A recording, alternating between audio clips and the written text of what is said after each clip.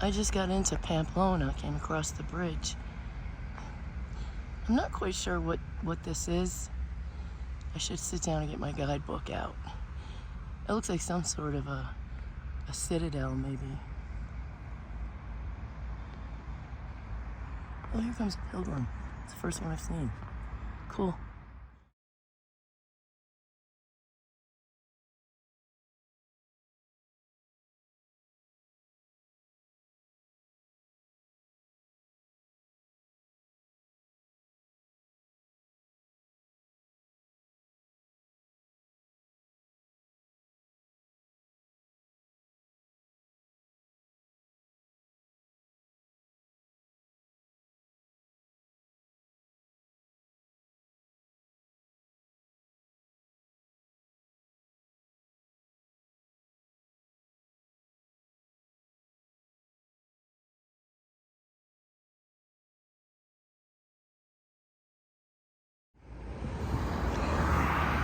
That's Pamplona. I already walked through that today. I'm almost to my albergue. It's about, I don't know, maybe another 100 meters from where I am. Up that way. Oh, I got a nice little private pension room here in this little town. All my own. In this albergue. I lucked out. I just happened to get online last night. And I've been trying, but this one popped up, so good deal. It's my pension room. It's pretty nice here.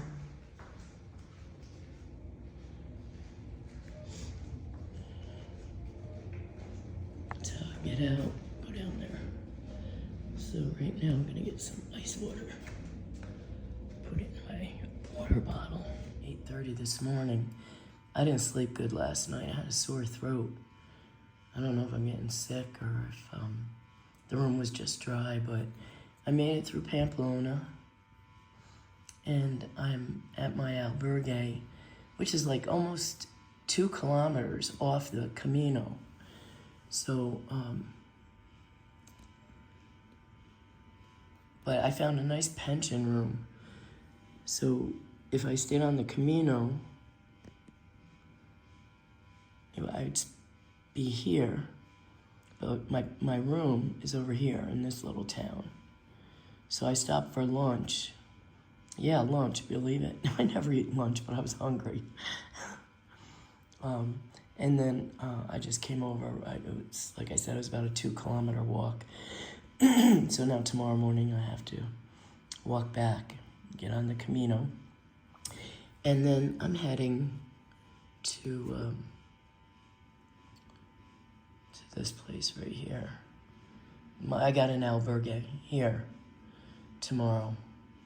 And the only reason I'm even walking up this hill is because I want to see these things. These are up at the top.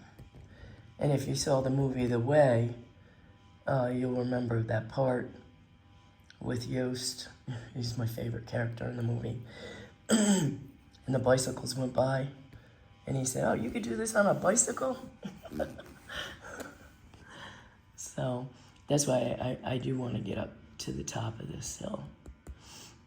And then I haven't made any plans for any other albergues on the way down, but you can see this exclamation point here. So it's supposed to be a very steep slope coming down. So we'll see. So tomorrow it's going to be, looks like about 7 kilometers, 7 or 8. So this is my pilgrim's credential that I have to get stamped.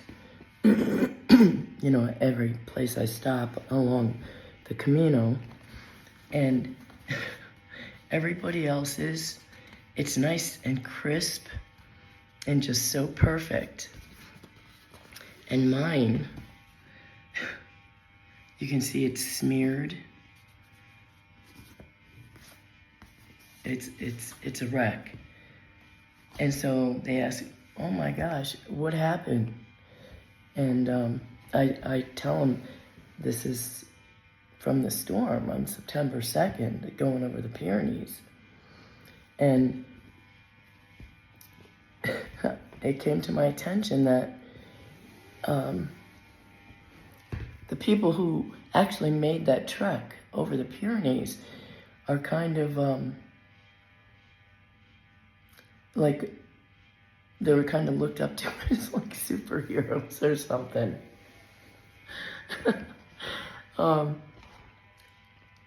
Some guy said to me, when he said something about the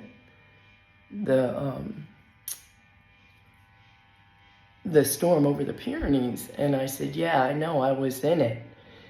And he said, you walked that day? I said, yeah, I got the video to prove it too. He said, oh my God, you should upload that to the forum. And he said, you should upload that to the Facebook group too. And I said, really? And he said, yeah. He said, a lot of people didn't walk, and the ones that didn't video it. And so it's like I got my 15 minutes of fame. I got street cred, I guess. So they think we're like badasses. When the fact of the matter was, it's just like there was nowhere else to go. You couldn't do anything. You know, you couldn't call a taxi because you weren't on a road. Even if you were on a road, you didn't know where you were. So in the middle of nowhere, in the middle of a storm, you can't turn around and go back because there's nowhere to go.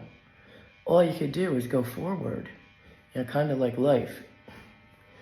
After a tragedy or something, you can only go forward.